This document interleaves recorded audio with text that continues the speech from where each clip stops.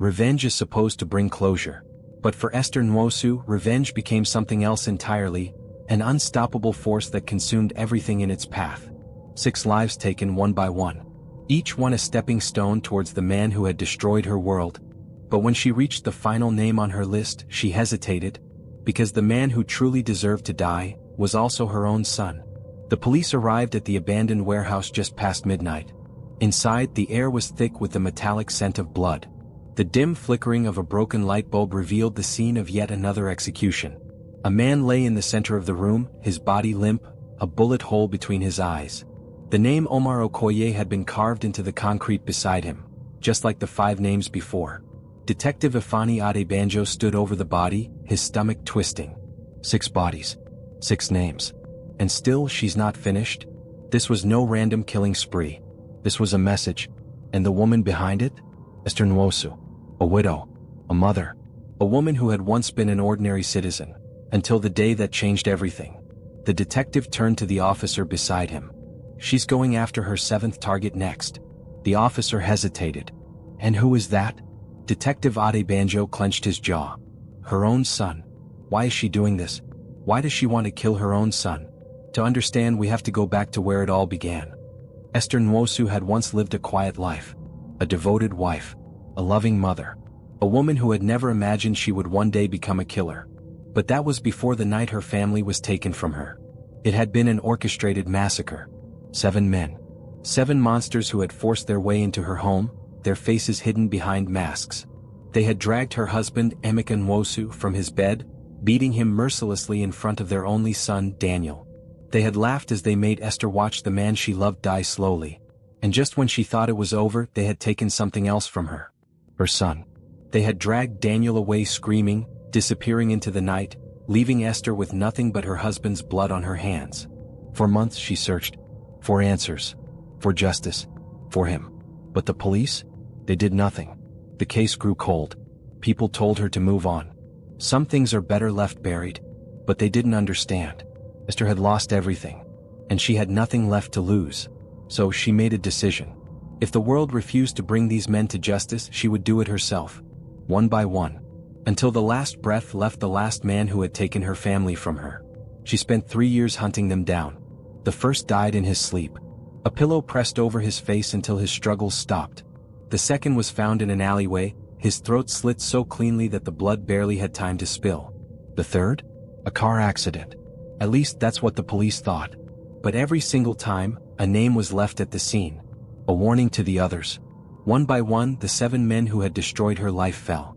Until only one remained. The one she had been searching for since the beginning. The 7th man. The one who had led them all. The one who had given the order to take Daniel. The one who had betrayed her the most. Her own son. Esther stood outside the small apartment building, her heart hammering against her ribs. The final name on her list. She had spent years preparing for this moment. Years waiting.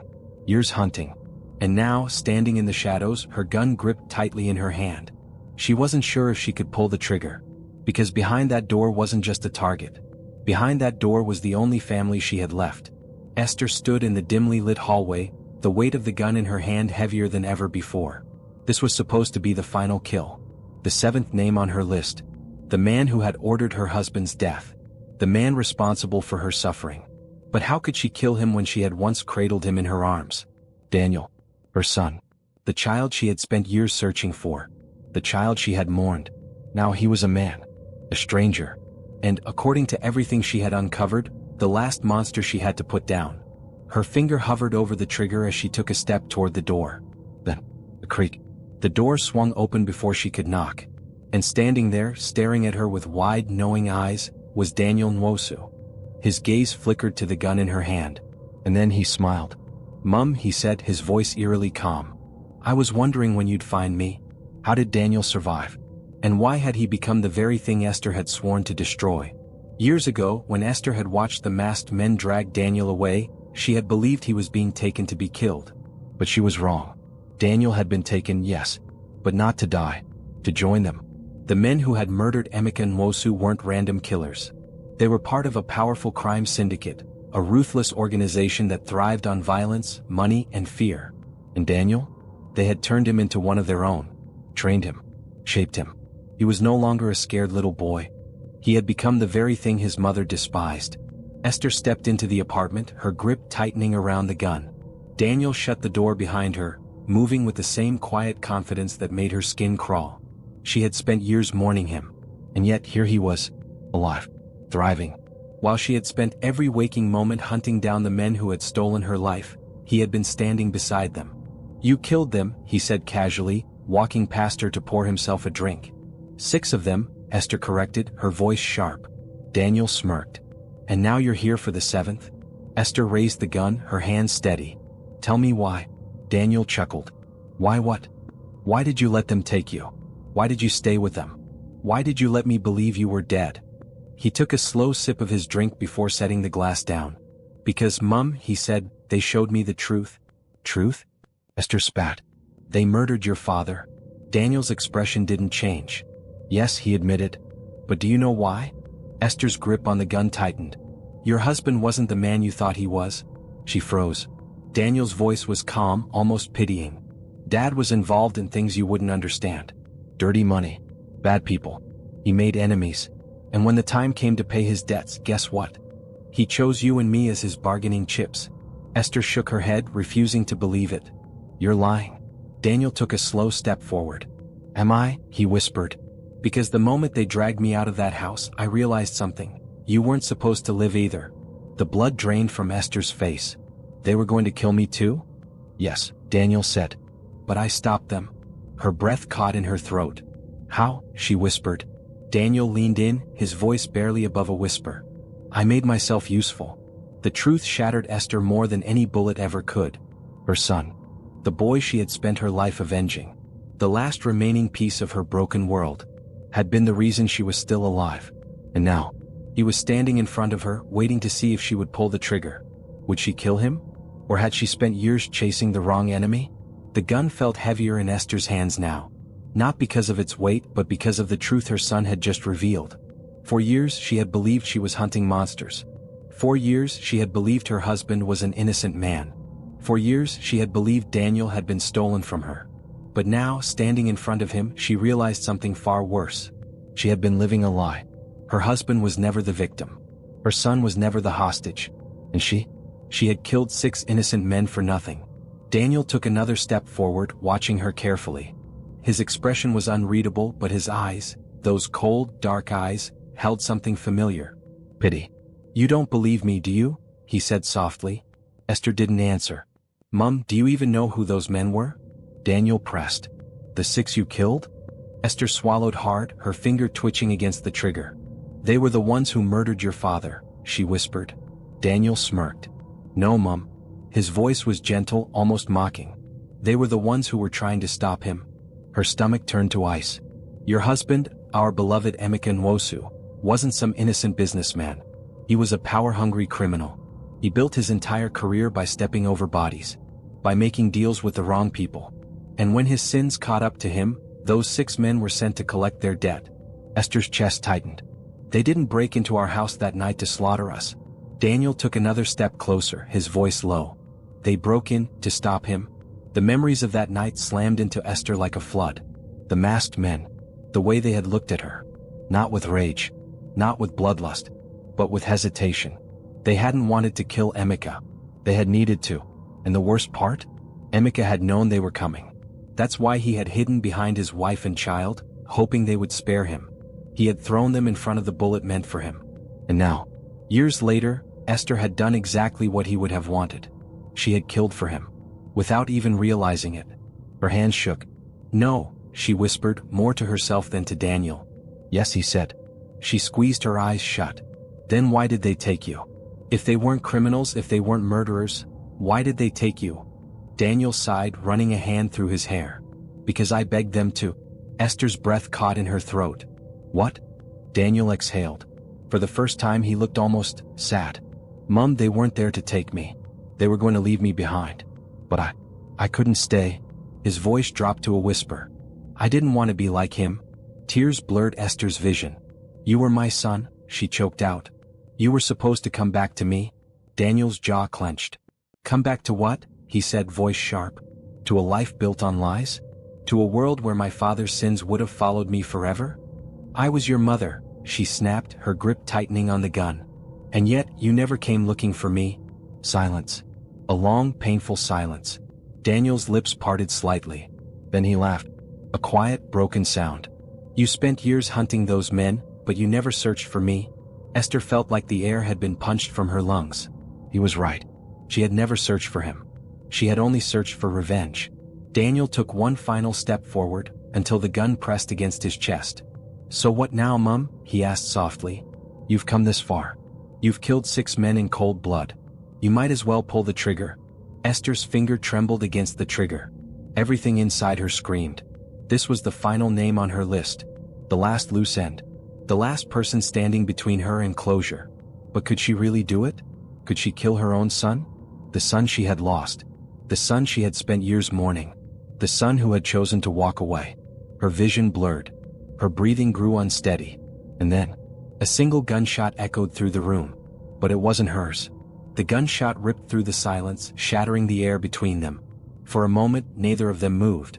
Then, Esther stumbled back, her breath caught in her throat. Daniel stood frozen, his eyes wide. But he wasn't the one who had been shot. It was her. Pain erupted in her side, hot and blinding, as she collapsed against the wall. Blood seeped between her fingers as she pressed a hand to the wound, her vision swimming. She barely registered the figure stepping out from the shadows, lowering the gun. A voice, smooth and steady, filled the room. I had a feeling you'd hesitate. Esther's heart stopped. Because she knew that voice. It belonged to the one person she had never expected to see again. The only man she hated more than Daniel. Hello, Esther. Her husband. Emeka Nwosu. How is he alive? Why did he fake his death? And what does this mean for Esther and Daniel? For years, Esther had built her life around a single belief, that Emeka Nwosu was dead. She had watched him bleed out on their bedroom floor. She had held him as the life drained from his eyes. But now here he was standing in front of her, alive and smirking. You look surprised, Emeka said, tucking the gun into his waistband. Esther's breathing was ragged. You were supposed to be dead. And yet, he mused, here I am. Daniel remained silent, but his body was tense, his jaw clenched so tight it looked like he might snap. Esther's mind spun. If Emeka was alive, then everything she had done had been for nothing. The 6 men she had hunted down and killed, the one she believed had murdered her husband, had died for a lie. Her entire revenge mission had been a carefully orchestrated game. I don't understand, she rasped. Emeka tilted his head. Oh, Esther. You were always so predictable. She winced in pain, trying to steady her breathing. You let me believe you were dead? Why? Emeka let out a low chuckle. Because I needed you to clean up my mess. Her stomach twisted. You set me up. Of course I did, he said casually. I knew you wouldn't stop until every last man who crossed me was in the ground. And look at you, you did exactly what I needed.